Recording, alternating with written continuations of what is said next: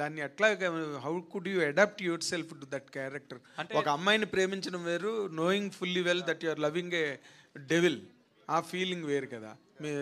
ఒక యాక్టర్గా నిన్ను నువ్వు ఎట్లాగ అడాప్ట్ చేసుకున్నావు? సార్ అంటే ఇప్పుడు నార్మల్గా ఇప్పుడు ఒక అమ్మాయిని లవ్ చేయడం అనేది ప్రతి యాక్టర్ ప్రతి సినిమాలో చేసిందే.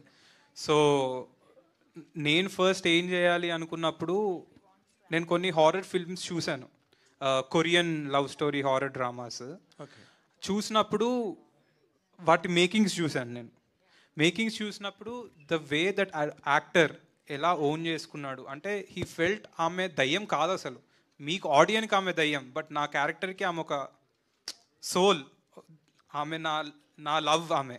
సో నేను ఆమెను దయ్యంలా చూడట్లేదు, మీరు యాజ్ ఎ ఆడియన్ ఆమెను దయ్యంలా చూస్తున్నారు. కానీ నేను ఒక డైలాగ్ ఉంటుంది, సరే చెప్పొచ్చులే తెలియదు,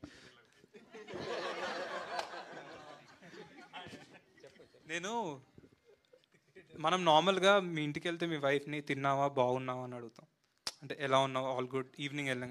నేను ఈ సినిమాలో వెళ్ళి దయ్యంతో అసలు తిన్నావా ఈరోజు ఏమన్నా నువ్వు పొద్దున్న నుంచి ఇవన్నీ అడుగుతూ ఉంటా.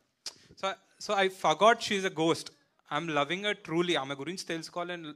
సో నేను యాజ్ ఎ క్యారెక్టర్ ప్రిపేర్ అయినప్పుడు నేను ఆమె దయ్యం అని మర్చిపోయాను, నా బ్రెయిన్లో ఆమె దయ్యం అని లేదు, ఆమె ఒక అమ్మాయి చనిపోయింది, అదొకటి పెట్టుకొని I did my work. And Arun help me a lot dialogue అప్పుడు కానీ, బ్రో నీ బ్రెయిన్లో ఇప్పుడు ఏంటంటే ఆమె దయ్యం కాదు, ఆమె మీ అమ్మాయి, నువ్వు లవ్ చేసిన అమ్మాయి, ఒకసారి ఆలోచించు నువ్వెలా మాట్లాడుతావు, లేకపోతే నీకు ఒక అమ్మాయి అంటే ఇష్టం, ఆమెతో ఎలా ఉంటావు నువ్వు, ఆమె గురించి ఇప్పుడు మనకి ఒక అమ్మాయి ఆల్రెడీ పడలేదు, మనకి బేసికలీ పడేయాలి, అమ్మాయిని పడేయాలి అన్నప్పుడు